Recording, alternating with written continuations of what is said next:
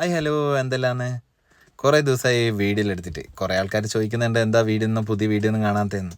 വേറെ ഒന്നല്ല, കുറേ കാര്യങ്ങളായിട്ട് ഞാൻ ഭയങ്കര തിരക്കായിരുന്നു. അപ്പോൾ വീഡിയോ എടുക്കാൻ പോയിട്ട് ഫോൺ നോക്കാൻ വരെ നേരെ പറ്റിയിട്ടില്ല. അപ്പോൾ പിന്നെ രാവിലെ തന്നെ വേറെ ഒന്നും നോക്കിയിട്ടില്ല. നമ്മളെ കാര്യം നമ്മൾ നോക്കണമല്ലോ. അപ്പോൾ മുടി മുറിക്കാൻ വേണ്ടി പോകുന്നു. മുടി മുറിക്കാൻ വേണ്ടി കുറേ ദിവസമായി വിചാരിക്കുന്നു മുടി മുറിക്കണം എന്ന്. എൻ്റെ അധികം ഇടയിൽ നിങ്ങൾ കണ്ടിട്ടുണ്ടാവും ഈ ഒരു സിഗ്നലും ഈ ഒരു വ്യൂ. ഈ വ്യൂ കാണാണ്ടിരിക്കാൻ എന്തായാലും മാർഗം ഉണ്ടാവില്ല. കാരണം വെച്ചാൽ എപ്പം നോക്കിയാലും ഞാൻ ഈ സിഗ്നലിൽ പെട്ടെടുക്കാം. ഈ സിഗ്നൽ കാണുമ്പോൾ എനിക്ക് എപ്പോൾ ഓർമ്മ വരുന്നത് ഒരു സിനിമയിൽ ഉണ്ടാവില്ല, എന്തിനോ വേണ്ടി തിളക്കുന്ന സംഭവം. ഏറെക്കുറെ അതുപോലെ തന്നെയാണ്.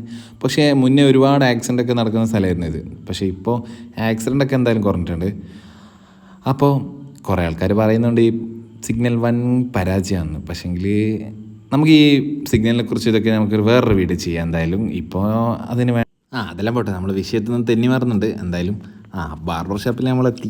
ബാർബർ ഷോപ്പിലെത്തി നോക്കുമ്പോൾ എപ്പോഴും മുറിക്കുന്ന ആൾ ലീവാ പോലും. അപ്പോൾ മനസ്സൊന്ന് ഇടറി, ഇനിയിപ്പോൾ മുറിച്ചിട്ടാകെ കൊളാവോ എന്നൊക്കെ ഒരു വിചാരമുണ്ടായിരുന്നു.